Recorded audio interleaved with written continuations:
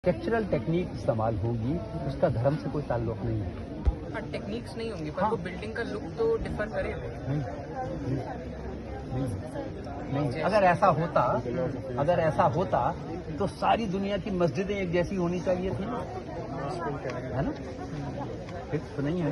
पर अगर हम लोग रिलीजन्स के डिफरेंस देखें, जैसे हिंदूज के जो टेम्पल्स हैं, क्रिश्चियंस की जो चर्चेज हैं और जो मॉस्क्स हैं मुस्लिम्स के, ये तीनों बिल्कुल सेम तो नहीं होते हैं। उन तो सब कहीं में- ना कहीं तो डिफरेंस उन सब में एक चीज कॉमन है, सब सारी places of worship, all of them rise vertically. Why?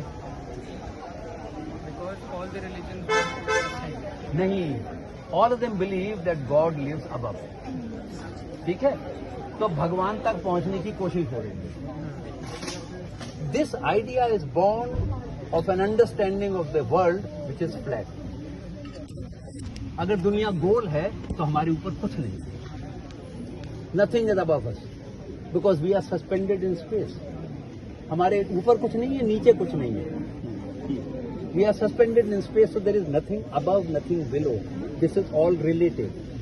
But because we believe that the world was flat, God created this world and everybody created their own God. But India essentially did not believe this, because this name which we give to geography is Bhugol.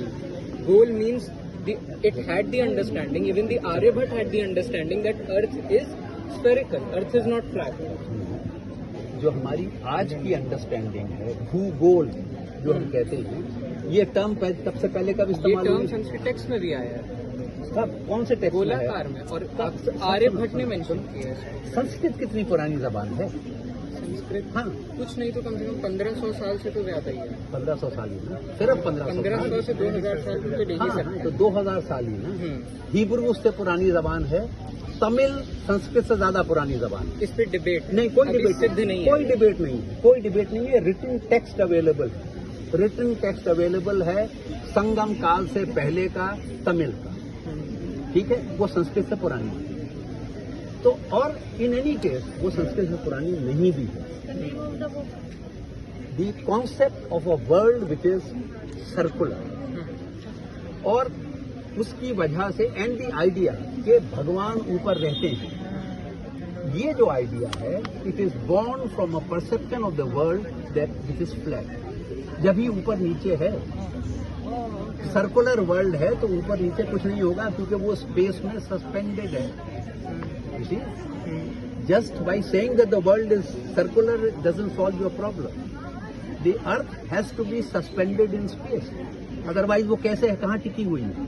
तो हमारा क्या मानना है, वो तो वासुकी के sir पर टिकी हुई है। ठीक, हर रिलीजन्स ने उसको वैसे करा है। फिर वासुकी कहाँ है?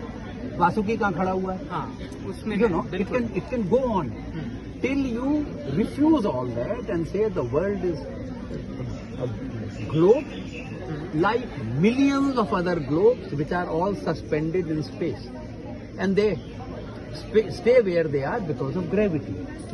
ठीक है, ये अगर अंडरस्टैंडिंग है तो भगवान का ही नहीं है। जिस अर्थ में हम लोग समझते हैं। हाँ, हाँ, ठीक है। तो दैट इज वन लॉजिक। अगर आप ये मानते हैं कि भगवान है, तो भगवान का आपने एक आकार बनाया, भगवान यहाँ रहता है, वो कैलाश पर्वत के ऊपर रहता है। ठीक है, उस तक पहुंचने के लिए आपको पर्वत के ऊपर चढ़ना होगा। ठीक है, वो आकाश में रहता है तो आकाश तक पहुंचना होगा। तो आपके टेम्पल के शिखर ऊपर जाते हैं, मस्जिद के मीनार ऊपर जाते हैं, चर्च के स्टीपल ऊपर जाते हैं, गुरुद्वारे का निशान साहब ऊपर जाता है। All this is born, this is the impact of religion on your architecture. Now everyone conceives God in a different way. ठीक है, हिंदुस्तान में जो भगवान की कल्पना है वो ये that the worshipper goes to the god directly. ठीक है, आप भगवान के पास जाते हैं, वर्शिप इंडिविजुअल होती है। ठीक है, व्यक्तिगत है, पूजा व्यक्तिगत है, बहुत से बहुत परिवार चला जाएगा। भगवान की मूर्ति है और भगवान वो है, पुजारी है और उपासक है। ठीक, इसलिए मंदिर का गर्भगृह हमेशा छोटा होता है, हमेशा। And why is it called the गर्भगृह? सेंट्रल पार्ट ऐसा है जैसे बच्चा अपनी माँ के पेट में होता है, ऐसे भक्त भगवान की शरण में है, इसलिए उसे गर्भगृह कहते हैं। इसलिए आप कितना ही बड़ा मंदिर बना लीजिए, गर्भगृह प्राइवेट होता है। वर्शिप 1 by 1 होती है। 5 किलोमीटर की लाइन है, एक बार में एक आदमी दर्शन करता है, बाहर निकल जाता है दूसरा। That determines one kind of architecture. हाँ, if possible, can we take a group photo after? Yeah. But if you do not believe in a God like this, and worship is collective, as happens in Judaism, in Christianity, and in Islam, and in Sikhism, and in Buddhism, तो आपकी place of worship कैसे बनेगी? Central वो place बहुत बड़ा होगा, बड़ी छत होगी। So that is the impact that religion makes on architecture. But उसके अलावा और कोई नहीं है। Then everything else is cultural. This broad जो लेआउट है उसका कार्विंग्स भी डिफर करेंगे। हाँ, जैसे हम लोग अपने देवी देवता बनाएंगे और उनका छत प्लेन होगा, कार्विंग्स भी डिफर करेंगे। पर ये हमेशा जरूरी नहीं है। हाँ, हमेशा जरूरी। मतलब आप कभी मौका मिला तो मैं आपको दिखाऊंगा।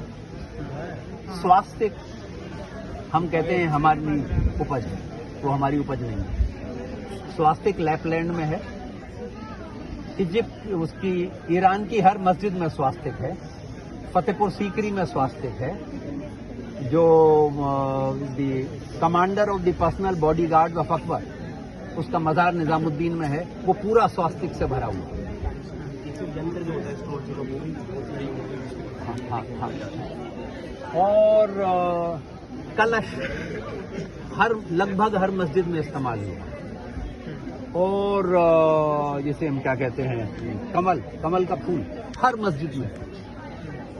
तो ये हिंदू सिंबल नहीं है, ये इंडियन सिंबल है। That is the distinction I make. ठीक है, जब अंग्रेज आके उसे हिंदू सिंबल कहते हैं, वो उस सिंबल को छोटा कर रहे हैं। क्योंकि गौतम बुद्ध भी लोटस पे बैठते हैं, महावीर जैन भी लोटस के ऊपर बैठते हैं, शिवजी भी लोटस के ऊपर बैठते हैं, कार्तिकेय भी लोटस के ऊपर बैठता है। Lotus is universal across religion. और फिर जब मुसलमान आते हैं और वो मस्जिदें बनाते हैं, तो मेसन उसे मस्जिद में कार्व करते हैं। और आर्किटेक्ट पूछता है ये क्या है, तो कहता है ये शुद्धता का प्रतीक है। खत्म, nobody has any problem. You see? So when you start looking at architecture only in religion terms, you can't explain this.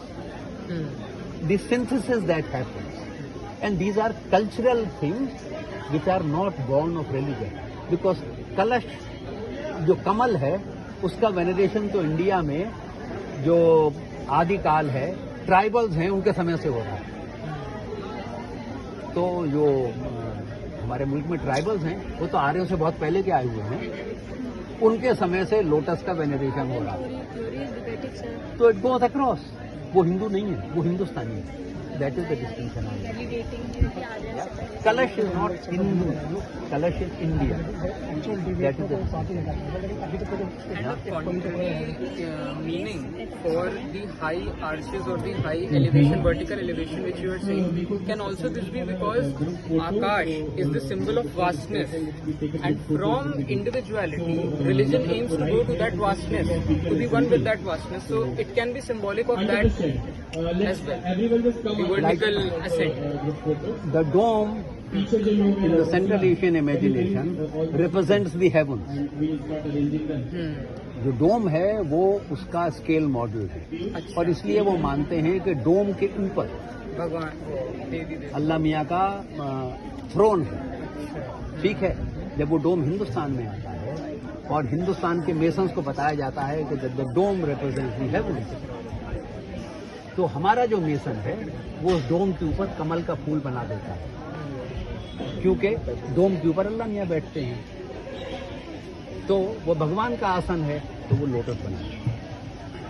C, so that is what is going on. Come